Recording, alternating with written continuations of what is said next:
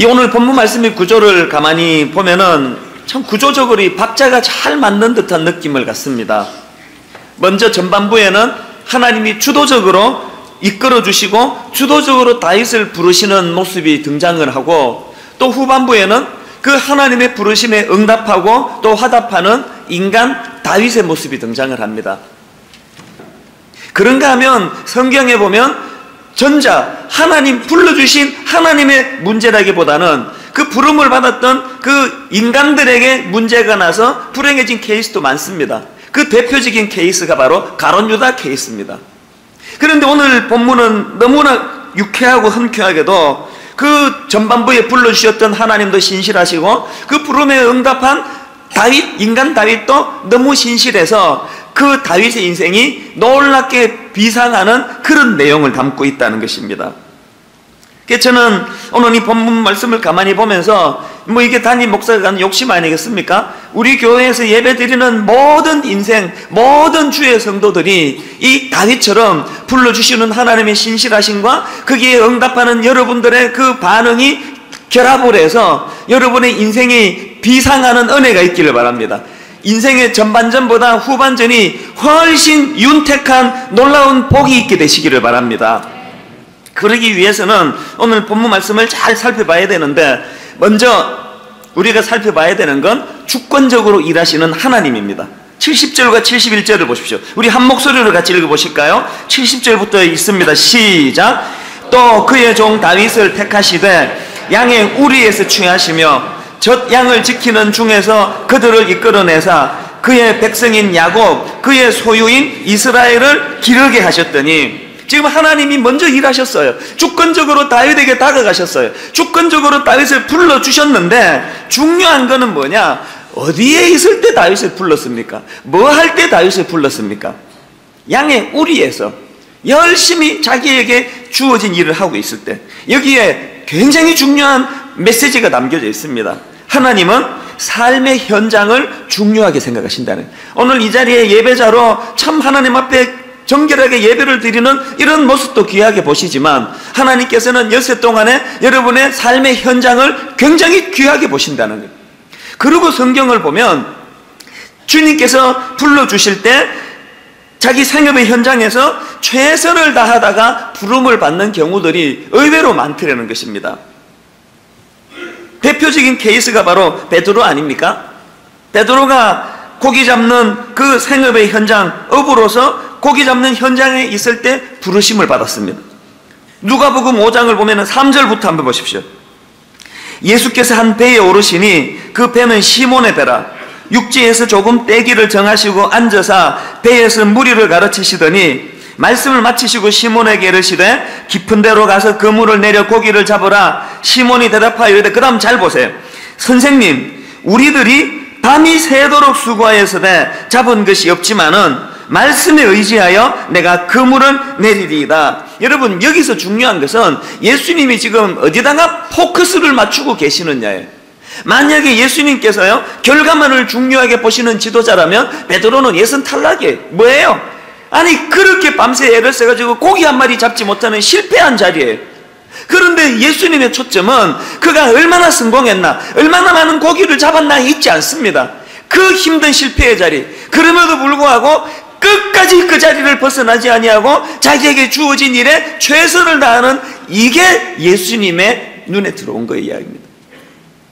세상의 지도자는 꽁 잡는 게 매라 그럽니다. 네가 무슨 짓을 했든지 나 상관하지 않는다. 고기만 잡아와라. 심지어는 남의 배에 그 훔쳐왔으라도 이 배만 고기로 채우면 너는 유능한 사람이다. 세상은 그런 가치관으로 우리를 대하지만 우리 예수님은 그런 분이 아니세요. 우리 예수님은 결과를 가지고 탓하는 분이 아닙니다. 저는 여러분들이 베드로처럼 삶의 현장에서 그것이 얼마나 성공하는 자리인지 그렇지 않은 자리인지 상관없이 자기 주어진 자리에서 최선을 다하다가 부름을 받는 놀라운 복을 받아 누리게 되시기를 바랍니다. 더 놀라운 케이스가 마태 케이스입니다. 세리 마태. 어디서 불렀습니까? 마태복음 9장 9절에 보니까 예수께서 그곳을 떠나 지나가시다가 마태라 하는 사람이 세관에 앉아있는 것을 보시고 이러시되 나를 따르라 하시니 일어나 따르니라. 이건 난센스예요. 마태는요, 자기에게 주어진 일을 열심히 하면은 할수록 그게 악이에요. 그 당시 세리는 자기 동족을 착취하던 일이에요. 그래서 일을 열심히 하면 안 될 것 같아요. 그런데 예수님은 그것이 비록 자기 동족들을 착취하는 일이라 할지라도 자기에게 맡겨진 일에 최선을 다하던 사람을 뽑으셨다는 거예요. 헷갈리기 시작하죠? 굉장히 혼란이 오죠? 이 혼란의 극치는요, 바울을 부르시는 예수님에게서 나타납니다. 바울은 부르면 안 되는 인간이에요. 바울은 예수 믿는 사람들을 잡아 죽이던 사람입니다. 예수님이 일하시는 게 참 이상하잖아요. 아니, 그 당시에 잘 준비된 사람들이 얼마나 많았습니까? 그 잘 준비된 사람들을 그냥 준비된 그대로 불러서 쓰시면 되는데, 뭐하러 이런 못된 놈을, 다메섹으로 가는 놈을 또 빗쫙 째느라고 얼마나 에너지를 쓰셨겠습니까? 눈 또 멀게 하고 또 꼬꾸라지니까 또 뭐 사람 보내가지고 뭐 조치를 취하고 뭐 이렇게 복잡한 조치를 다 취하시느냐고요. 제가 이 부분을 늘 생각할 때마다 왜 예수님이 바울을 쓰셨을까? 바울은요, 그게 사람 잡아 죽이는 일이면 최선을 다해서 죽이는 거예요. 사람 핍박하는 일이면 목숨 걸고 사람 핍박하는 거예요. 그게 예수님 눈에 든 거예요. 막 시험에 드시는 분이 있는데 이걸 어떻게 적용을 할 수 있는가 하면, 예수님이 그런 현장에서 저 동족들 피 빨아먹는 마태를 보고 또 예수 믿는 사람을 잡아 죽이러 열심을 내던 바울을 보면서 예수님이 이런 생각을 했다고 저는 상상을 해봅니다. 뭐냐 하니까, 저 사람이 지금 비록 판단을 잘못해서 잘못된 길을 가고 있지만, 저 사람이 비록 바른 길로 교정해주는 멘토를 만나지 못하고, 저 사람이 비록 바른 길로 가는 진리를 깨닫지 못해서 지금 엉뚱한 길로 가서 그렇지, 저 정도 열심이면 바르게 교정만 해주면 하나님 나라를 위하여 멋지게 쓰일 수 있는 사람이다. 그런 기준이셨다고 저는 생각해요. 그리고는 결과를 알지만 대박 아닙니까? 대박. 바울 대박이 터졌잖아요. 저는 여러분들이요, 기왕 하나님 앞에 부름을 받아 이 자리에 섰는데 무기력증에 빠져있는 이런 성도들이 없으시기를 바랍니다. 하나님 앞에 한번 부름을 받아서 쓰임받고 싶으시다면 주어진 일에 삶의 현장에 최선을 다하시는 거예요. 그게 목회하는 일이면 목회하다가 죽을 사람처럼, 그게 의사면 사람 치료하다가 죽을 사람처럼, 그게 교사면 아이들 가르치다가 강단에서 쓰러질 사람처럼 현장에서 최선을 다하는 사람을 하나님은 기뻐 보신다는 거예요. 이 워렌 위어스비가 쓴 시편 산책이라는 책에 보면은 이 양의 우리에 대해서 이렇게 해석을 합니다. 이 양의 우리라는 것은 비천하고 낮은 곳을 의미한다는 거예요. 이걸 보면은 하나님께서는 직업의 귀천을 보시는 분이 아니라는 걸 알아요. 얘가 뭐 놀라운 무슨 대단한 일을 해서 관심을 갖는 게 아니에요. 이게 제가 항상 하는 이야기가 있죠. 이렇게 막 엄청나게 큰 교회를 하는 막 10,000명을 상대로 설교하고 있는 이찬수 목사가 하나님 보시기에 귀하겠습니까? 시골에 다 해가지고 20명도 안 되는, 뭐 목회한 지 30년에도 지금 20명이 안 되는 그런 사람을 데리고 목회하는 목사님이 귀하시겠습니까? 뭐가 어느 분이 더 귀할 것 같으세요? 정답은 둘 중에 자기 자리에서 열심을 다하는 그 사람이 귀한 거예요. 작은 시골 교회든 뭐 큰 도시 교회든 하나님은 그 안중이 없어요. 맡겨진 그 자리에 얼마나 거기에 최선을 다하는가. 저는 여러분이 뭐 대단한 직업을 가지고 있든 그렇지 않든 별로 중요하지 않다고 생각합니다.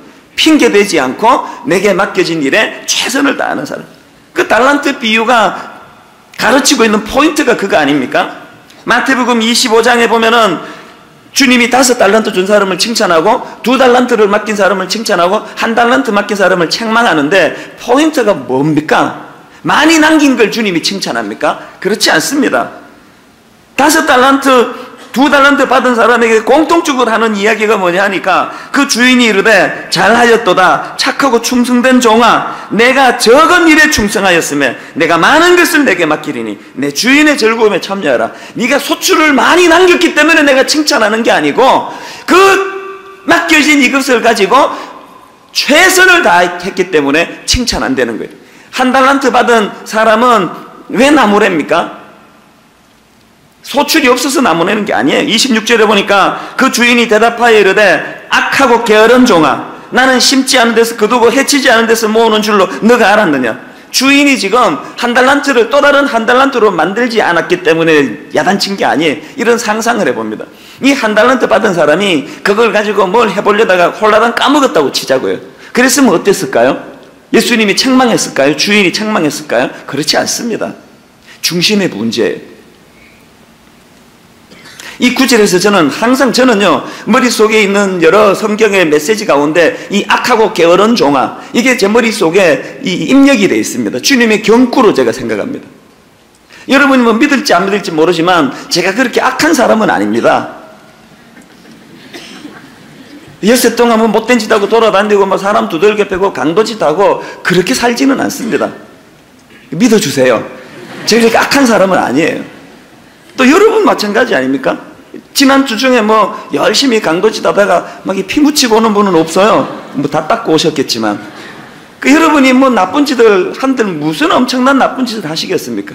저나 여러분은 그렇게 악한 사람은 아니에요. 그런데 아셔야 되는 거, 악한 거하고 게으른 거하고 동격으로 취급하시고 계세요. 제가 무슨 칠계를 범하고 제가 무슨 교회 공금을 훔치고 제가 무슨 파렴치한 짓을 해서 하나님에게 추궁 듣는 것이 아니고 목사로서 제 목양에 최선을 다하지 않으면 그게 악한 거예요.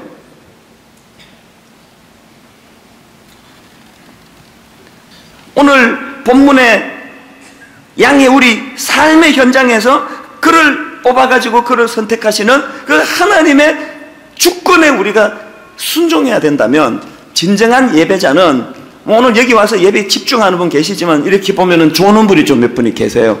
난 저분이 너무 아름다워요. 얼마나 주중에 열심히 살았으면 주의 전에 와가지고 이렇게 좋으시겠냐고요. 라고 말할 수밖에 없는 저를 이해하시리라고 믿습니다.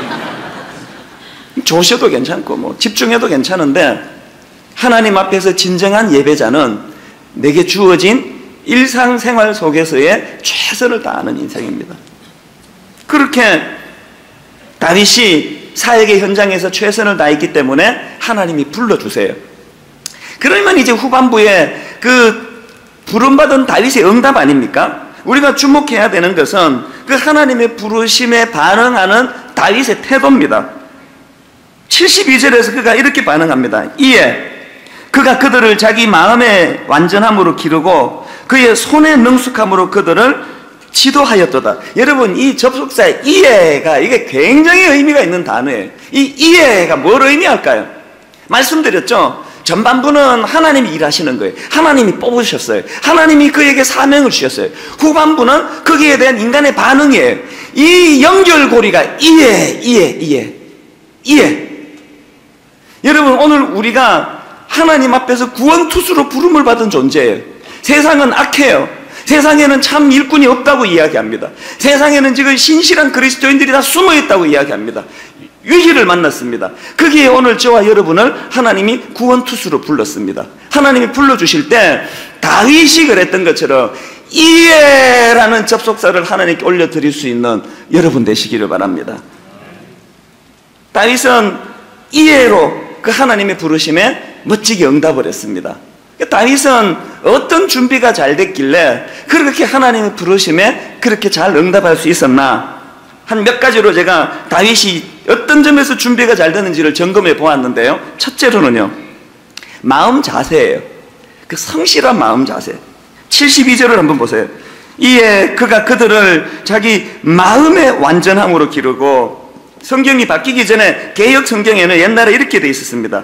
이에 저가 그 마음의 성실함으로 기르고, 그리고 이 마음의 성실함을 쉬운 성경에는 순전한 마음으로 번역을 하더라고요. 그리고 공동 번역에는 다윗은 이 백성을 한 마음으로 보살피며 이렇게 번역하더라고요. 다 같은 줄기인데 약간 뉘앙스가 다르더라고요. 내가 이걸 이렇게 제가 종합해 보니까 이렇게 해석이 됩니다. 다윗은 한결같은 마음, 성실한 마음을 가지고 임했다는 거예요. 야고보서 4장 8절에 보니까 하나님을 가까이 하라. 그리하면 너희를 가까이 하시리라. 그 다음 보십시오. 죄인들아, 손을 깨끗이 하라. 두 마음을 품은 자들아, 마음을 성결하게 하라. 놀라운 교훈을 여기서 얻어요. 우리는 하나님 앞으로 가까이 가기를 원해요. 그런데 두 마음을 품은 자는 하나님께 갈 수가 없어요. 두 마음을 품은 자는 진정한 예배자가 될 수가 없어요. 한 마음을 가진, 오직 하나님을 향한 성실한 마음을 가진 사람이 하나님 앞으로 갈 수가 있다는 거예요. 이 다윗은 한 마음을 가지고 하나님 앞에 나갔습니다. 그런데 저는요, 하나님이 왜 다윗을 뽑아서 이스라엘의 왕을 삼았는지를 역대상 12장 33절에서 발견합니다.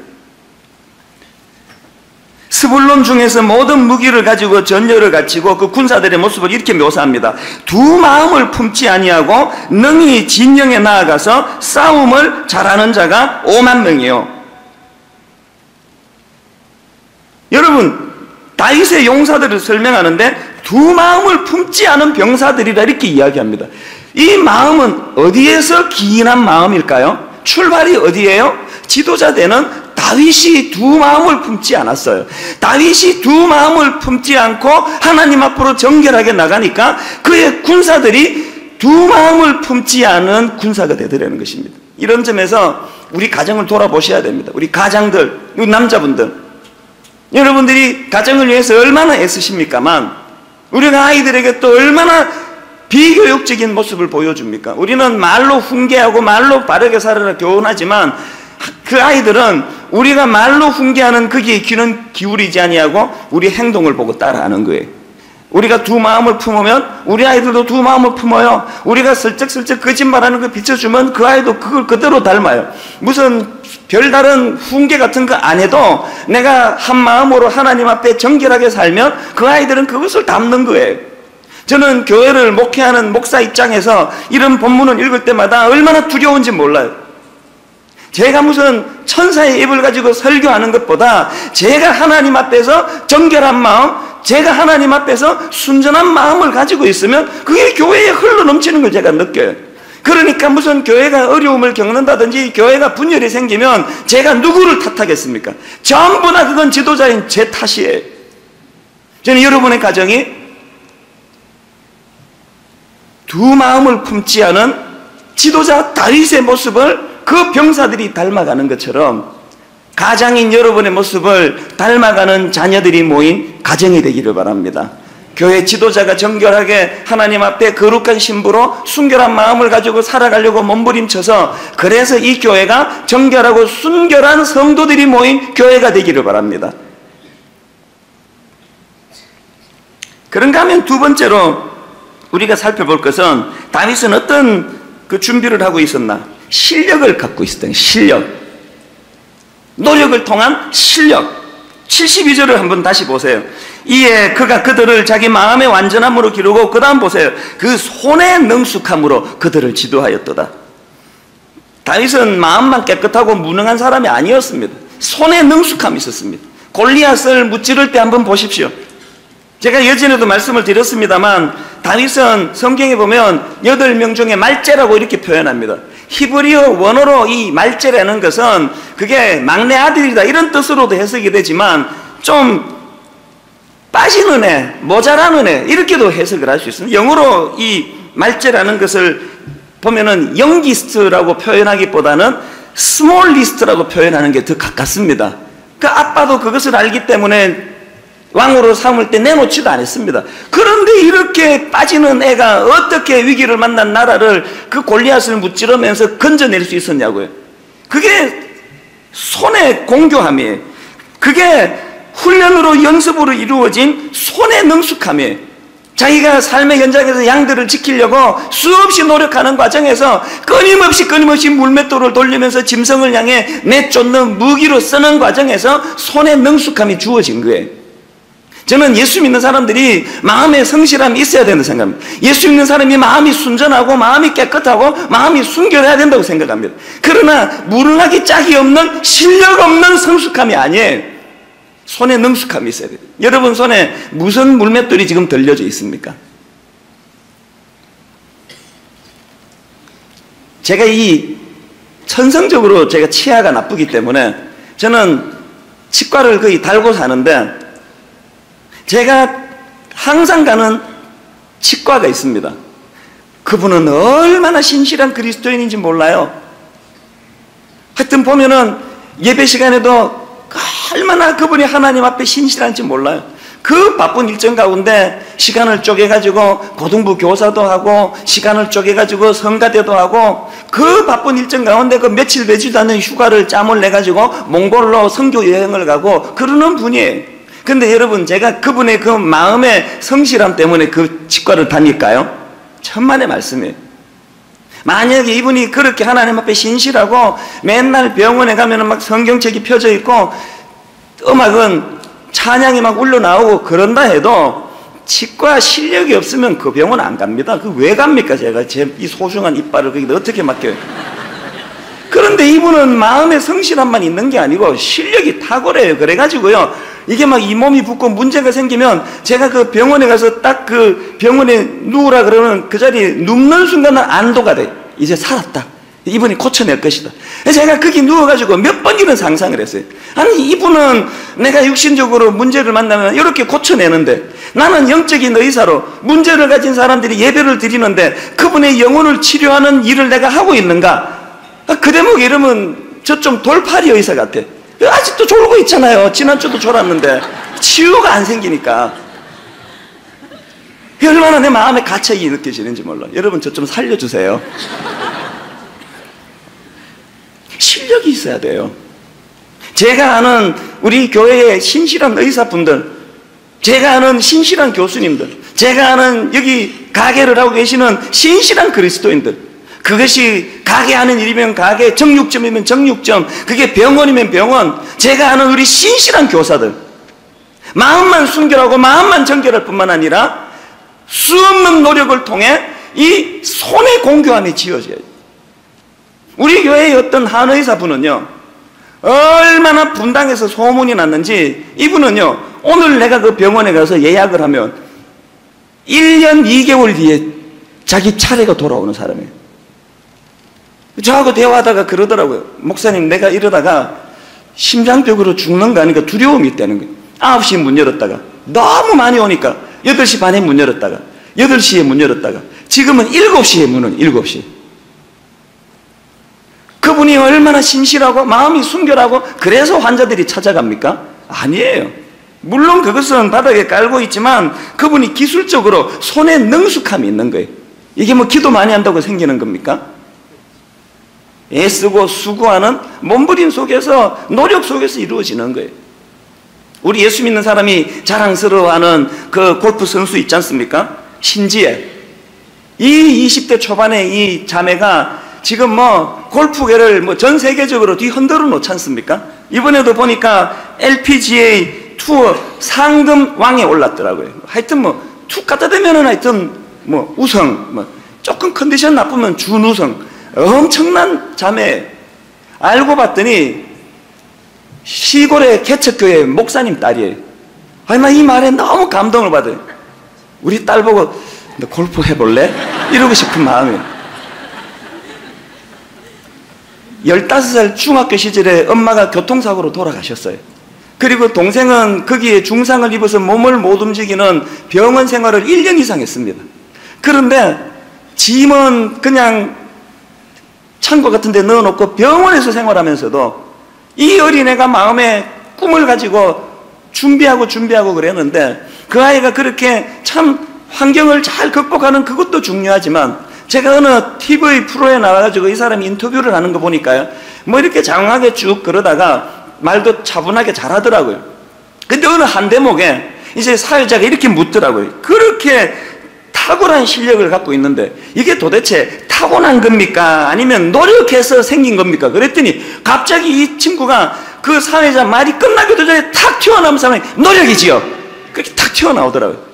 그래서 제가 그게 참 인상적이었습니다. 근데 제가 이 설교를 하려고 지난주 중에 이렇게 저렇게 인터넷을 뒤지다 그 말이 뭘 뜻하는지를 보여주는 사진을 하나 발견했습니다. 여러분, 그 사진을 한번 보세요. 이제 화면이 멀어가지고 이게 잘 안 보일지 모르겠는데 크게 한번 보여주세요. 여자아이, 이제 22살인가 먹은 여자아이가 얼마나 많이 노력하고 또 노력했으면 저게 여러분 22살 먹은 여자아이 손입니까?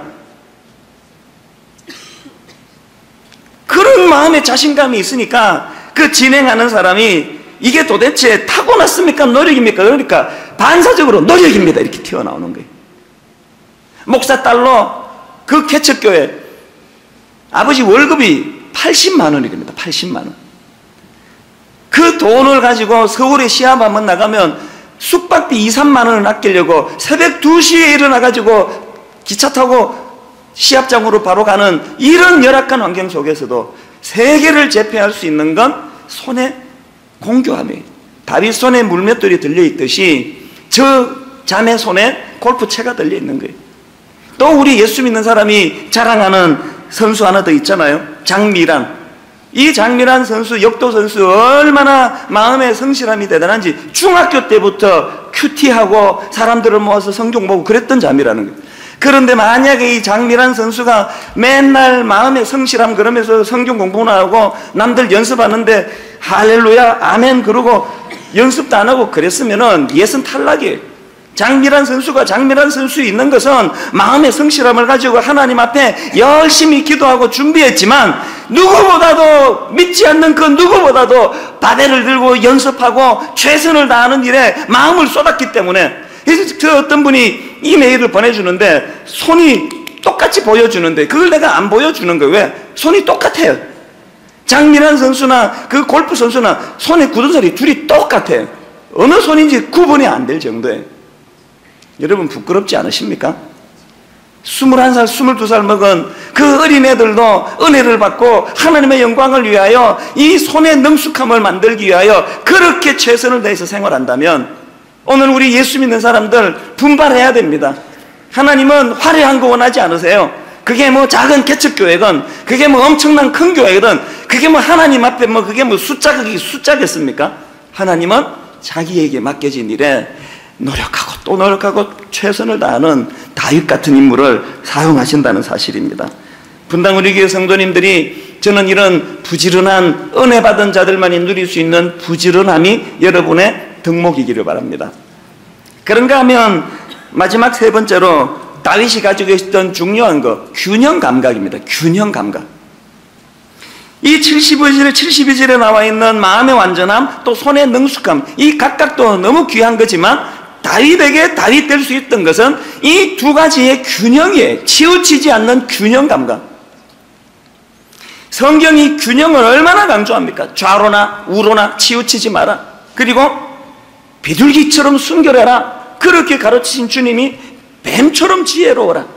예수 믿는 사람이 뭐 날마다 비둘기처럼 온유하고 순결한 것만 강조하고 노력하지 않아가지고 세상에서 무능한 거 원하지 않습니다. 균형이에요. 여러분이 비둘기처럼 순결하면 세상의 어떤 악한 것들보다 지혜로워야 돼요. 세계 기독교 또 이슬람의 위상은 굳건하지만 지역이나 국가에 따라 상당한 도전과 변화가 예상된다. 우선 기독교 인구의 중심이 아프리카, 아시아, 중남미 등 제3세계로 이동하고 있다. 중략하고요. 미국은 세계 최대 기독교 국가 자리를 나이지리아나 중국에 내줘야 할지도 모른다. 또 중략하고 앞으로 10년간 유럽과 미국에서 기독교 신자 수와 교회 출석률의 감소세가 지속될 전망이다. 지금 이 세계적인 그 미래학자들이 또 종교학자들이 분석하는 거를 제가 우리 개신교를 중심으로 정리를 해보니까 딱 메시지는 두 가지예요. 하나는 제가 생각하는 것과 같이 기독교 미래에 대한 전망이 어둡지 않다는 거예요. 우주적인 하나님의 교회는 절대 망할 수 없다. 이걸 목사인 저보다도 전문학자들이 그것을 증명해 주는 것 같아서 저에게 굉장히 그게 고무적이었습니다. 그런가 하면은 그럼에도 불구하고 우리가 꼭 기억해야 되는 것은 오늘 우리 시대는 지금 요한계시록 2장에서의 주님의 예언, 주님의 경고의 말씀이 지금 구현되고 있는 형국입니다. 계시록 2장 5절 말씀이 뭡니까? 그러므로 어디서 떨어졌는지를 생각하고 회개하여 처음 행위를 가지라. 만일 그리하지 아니하고 회개하지 아니하면 내가 내게 가서 내 촛대를 그 자리에서 옮기리라. 저는 이 메시지 속에서 참 너무나 위기도 발견하고 기회도 발견하는 거예요. 하나님의 교회는 망하지 않습니다. 하나님의 교회는 과학이 발달한다고 쇠퇴되고 과학이 발달한다고 무너지지를 않습니다. 그러나 우리가 그럼에도 불구하고 두려워하고 긴장해야 되는 것은 우주적으로 볼 때, 세계적으로 볼 때 하나님의 교회는 부흥할 수밖에 없지만 그러나 시대적으로, 시기적으로, 지역적으로 우리가 타락하고 부패할 때 하나님의 촛대는 옮기신다는 거예요.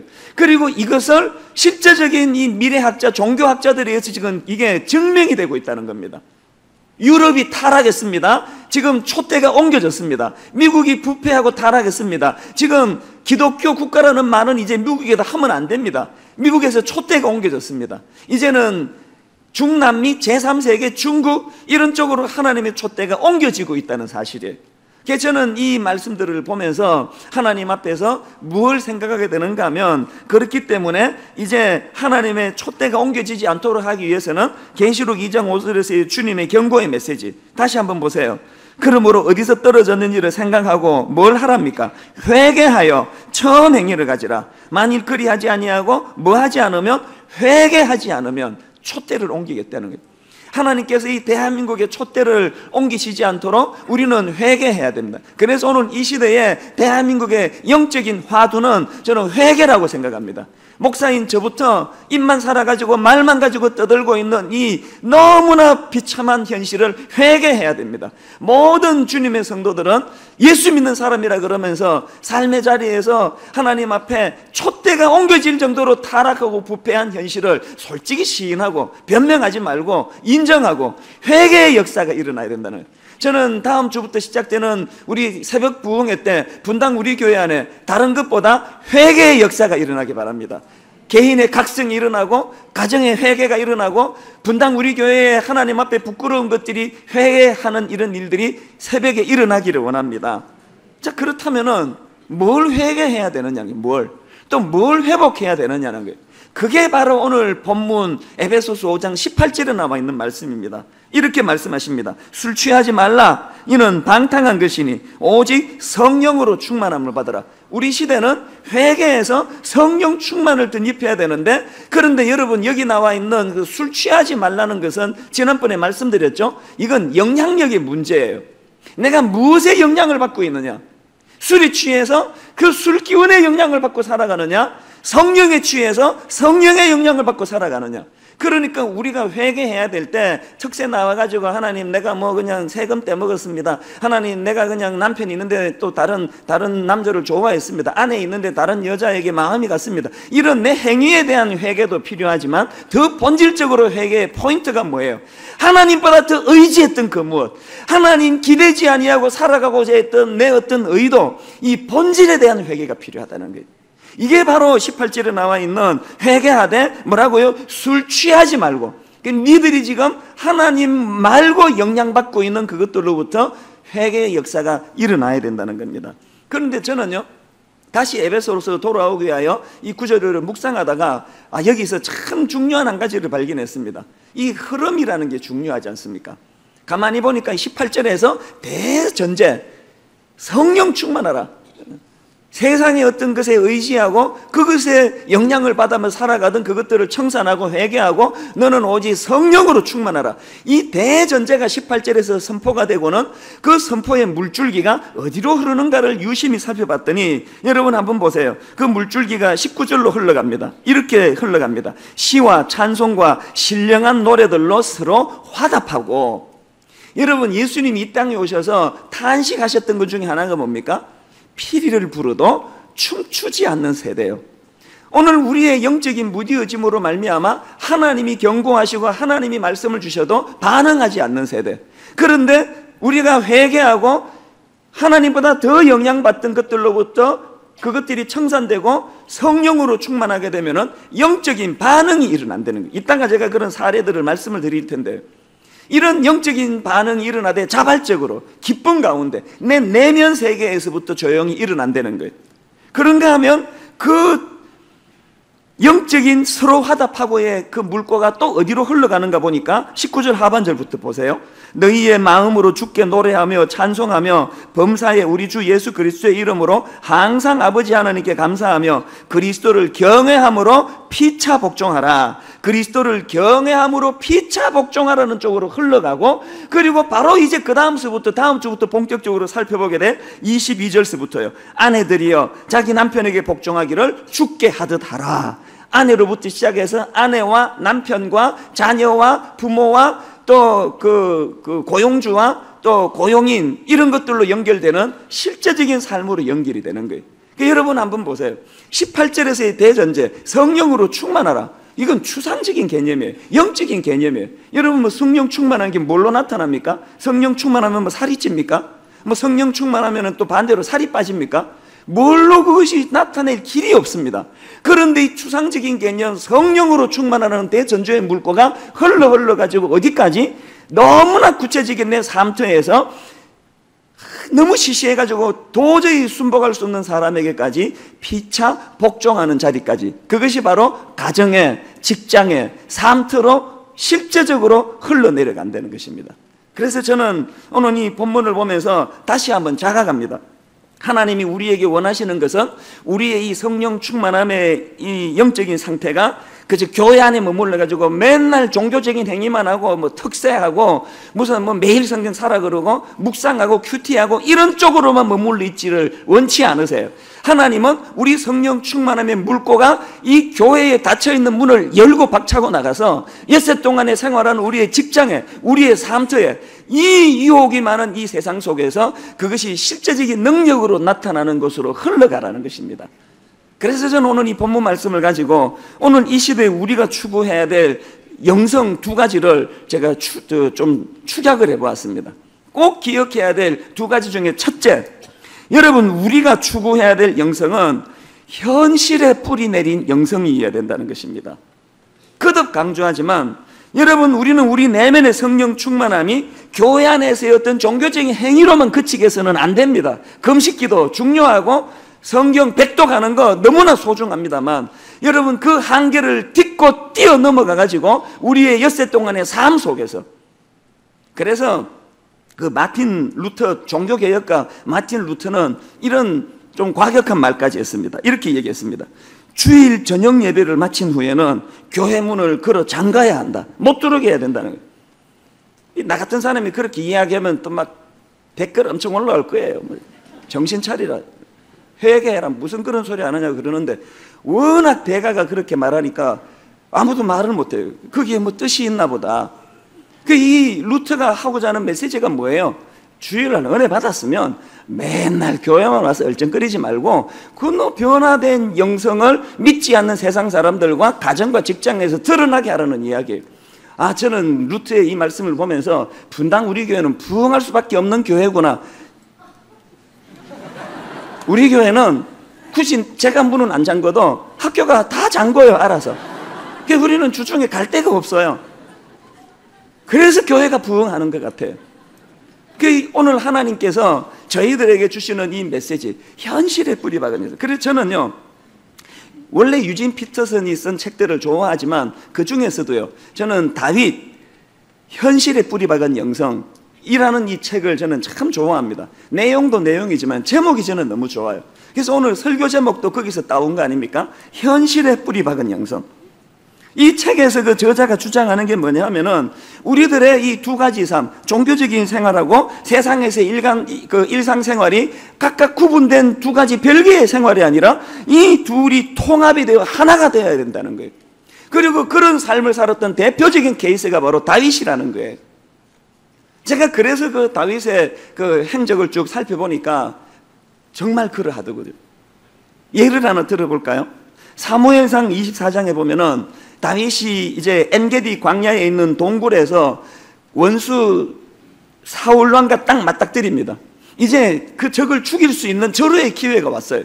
그러니까 주변에 있는 그 믿음 생활하는 신하들이 뭐라고 부추기나 보니까 사무엘상 24장 4절입니다. 다윗의 사람들이 이르되 보소서, 여호와께서 당신에게 이르시기를 내가 원수를 내 손에 넘기리니 내 생각에 좋은 대로 그에게 행하라 하시더니 이것이 그날이다 하니. 가만히 보면은 보통 예수 믿는 사람들 전부 이렇게 아전인수격으로 해석을 하는 경향이 있습니다. 지가 죽이고 싶으면 하나님이 죽이라고 그랬다고 그러고 또 살리고 싶으면 또 하나님 뜻이 아니라고 그러는데 다윗은 거기에 어떻게 반응하는가 보니까 그 다음 가사를 그 성경 구절을 보세요. 다윗이 일어나서 사울의 겉옷자락을 가만히 베니라. 그리한 후에 사울의 옷자락 뱀으로 말미암아 다윗의 마음이 찔려. 여러분 여기 나오는 이 마음이 찔려 할 때 이 찔려라는 이 단어는 원어로 보면은 낙하라는 단어예요. 이 단어는 치다라는 기본 의미를 가지고 있습니다. 그러니까 다시 말해가지고 지금 다윗이 동굴에서 그 사울왕 원수와 맞닥뜨려졌어요. 죽일 수 있는 기회가 왔어요. 이게 지금 뭐 공주의 남자 같은 이런 걸 지금 촬영하고 있다고 한다면 뭐 그만 생각할 거 없으니 목을 착 베버리면 돼요. 누구도 그것을 도덕적으로 윤리적으로 잘못됐다고 손가락질하지 않습니다. 그런데 결국은 다윗은 그런 당위성이 있음에도 불구하고 죽이지를 못해요. 그 왜 못 죽였나? 낙하, 마음이 찔려. 그 상황 속에서 다윗 본능대로 당연히 그 원수 사울을 죽이고자 하는 마음이 있었는데 그것을 통제하시는 하나님의 메시지가 있었고 다윗은 거기에 반응했다는 것입니다. 여러분이 낙하라는 단어가 다윗과 관련해서 성경에 한 군데 더 나오는데요. 사무엘하 24장 10절입니다. 다윗이 백성을 조사한 후에 그의 마음에 자책하고, 이게 낙하, 자책하고 다윗이 여호와께 아뢰되 내가 이 일을 행함으로 큰 죄를 범하였나이다. 여호와여 이제 간구하옵나니 종의 죄를 사하여 주옵소서. 내가 심히 미련하게 행하였나이다. 자, 여러분 여기서 한번 보세요. 지금 이 인구 조사한 것이 도덕적으로 문제가 있습니까? 윤리적으로 잘못된 행위입니까? 아니에요. 그리고 그 신하들이 감히 그 다윗 왕에게 회개하시오, 그 영적으로 잘못된 짓이라고 그렇게 지적할 수 있습니까? 없습니다. 그런데 오늘 본문에 보니까 다윗이 백성을 조사한 후에 그의 마음에 자책하고, 원어로 라카, 뭐라고 그랬죠? 하나님이 지적하신 거예요. 하나님이 그것을 짚으신 거예요. 그러다가 보니까 다윗이 자각하는 거예요. 아, 이건 하나님이 기뻐하지 않는 일이구나. 오늘 여러분 목사든 뭐 대통령이든 또 뭐 한 회사의 사장님이건 모든 지도자들에게 치명적인 문제가 뭔지 아십니까? 이 하나님의 낙하가 들려지지 않는다는 거예요. 어느 부교역자가 담임 목사의 잘못을 지적하기를 할 수 있습니까? 어느 정치하는 사람이 대통령의 면전에다 대고 회개하시오 소리칠 수 있습니까? 어느 사원이 사장님의 잘못된 판단을 지적할 수 있습니까? 아무도 못해요. 그렇기 때문에 지도자면 지도자일수록 하나님의 낙하, 하나님의 치심, 하나님의 경고가 필요한 거예요. 나는 죽이고 싶은데 내 상식으로, 내 어떤 가지고 있는 도덕심으로는 이 원수를 죽여도 조금도 가책이 느껴지지 않고 주변 사람도 다 그렇다고 부추기는데, 바로 그 순간에 다윗에게 임했던 하나님의 낙하, 하나님의 간섭하심, 하나님의 치심이 거기에 반응하는 다윗을 작동하게 만들었다는 거예요. 그래서 저는 날마다 두려워하며 기도하는 게 그거예요. 담임 목사가 되고 하나님 교회는 점점 커지고 사람들은 저에게 좋다 이야기밖에 하지 않는 이런 일들이 저에게 일어나고 있는데, 새벽마다 주님 존전에 나갈 때 하나님의 낙하가 저에게 임하게 하여 주시옵소서. 그래서 누가 지적하고 누가 너 잘못했다 회개하라고 지적해서가 아니라 새벽마다 그것을 다윗처럼 자각하게 했다. 오늘 저는 여러분에게 심각하게 묻습니다. 여러분은 어떻습니까? 여러분은 여러분의 일상생활 속에서 이 하나님의 낙하가 작동되고 있습니까? 누가 지적해서가 아니라 약간만 엇길로 갔다가도 금방 제자리로 돌아올 수밖에 없는 하나님의 낙하가 작동되는 여러분 되시기를 바랍니다. 이게 왜 다윗이 현실에 뿌리박은 영성을 소유한 사람이 있냐고 인정하는 핵심이에요. 사실 그 책은요, 제목이 우리나라 사람이 그렇게 멋지게 만들었는데 원제목으로는 Leap over a Wall, 다시 말해가지고 벽을 뛰어넘어서, 이런 제목이에요. 원래 제목은. 이게 어디서 따왔는지 이제 눈치가 좀 빠른 분은 아실 거예요. 제가 몇 번 인용해 드렸던 사무엘하 22장 30절에서 그 제목을 따왔습니다. 내가 주를 의뢰하고 적진에게 달리며 내 하나님을 의지하고 그 다음에 성벽을 뛰어넘나이다.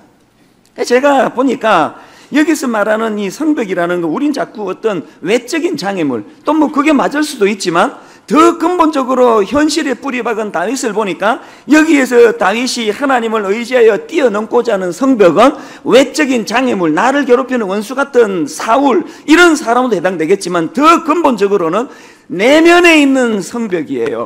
내 내면에 자리 잡고 있는 그 악한 본성, 내 내면에 회개하지 아니하는 이 강팍한 마음, 이것들을 뛰어넘는 은혜가 우리 삶 속에서 필요하다는 것입니다. 그게 언제 이런 일이 가능하다고요? 하나님의 낙하, 하나님의 치심, 하나님의 경고하심이 내게 자각되어질 때, 제가 이렇게 설교를 자주 하니까 좀 힘든 분이 계실 거예요. 맨날 저렇게만 설교하고 뭐 맨날 손해보라 그러고 나만 복종하라 그러고 나만 감수하라 그러고 왜 그러느냐고. 저도 그런 마음이 있습니다.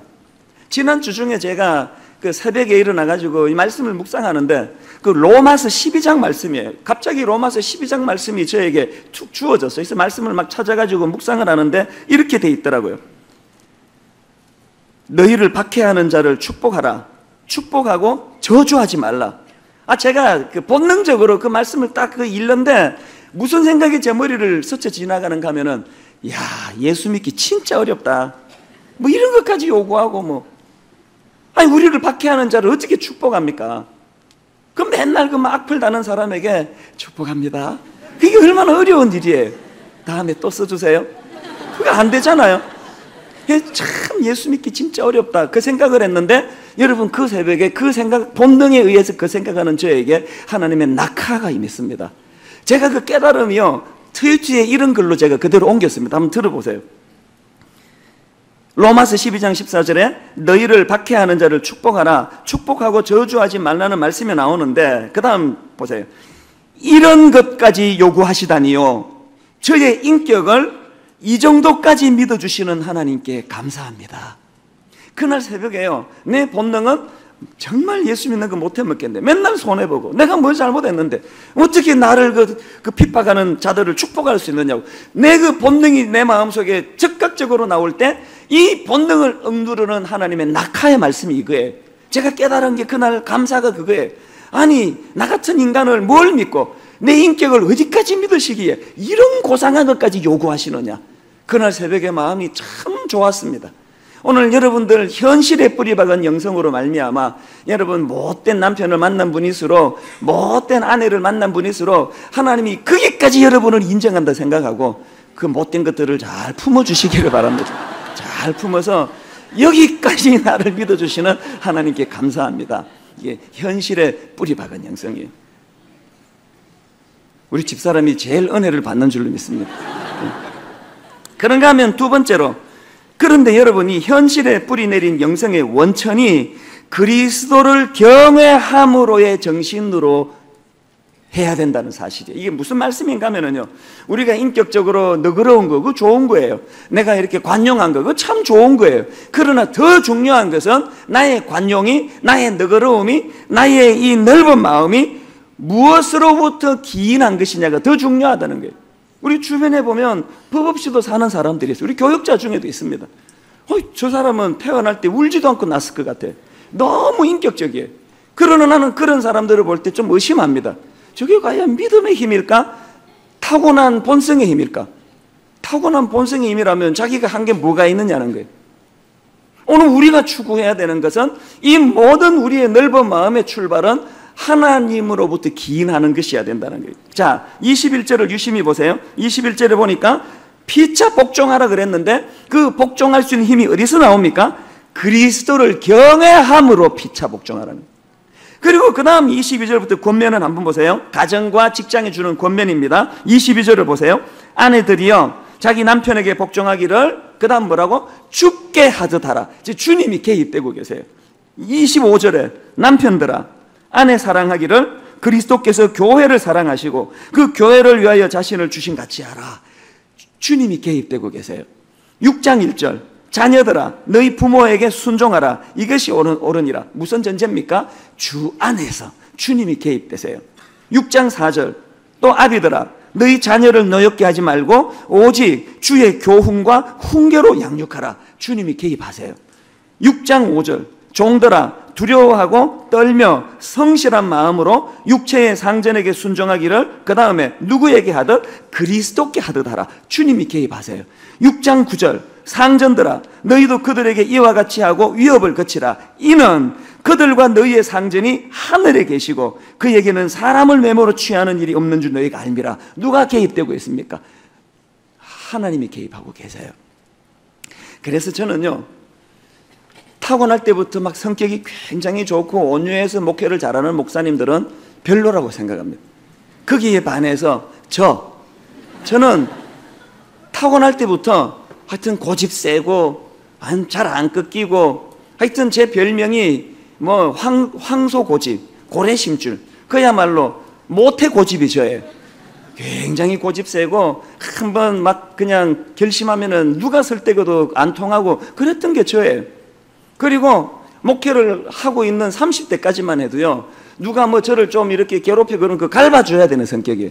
차를 운전하고 가는데 깜빡이 안 두고 쑥 끼어들면은요, 그거 반드시 따라가가지고 창문 열고 반길 조심해라 그렇게 하고 싹 가버리는 게 그게 저예요. 갈아줘야 되는 성격이에요.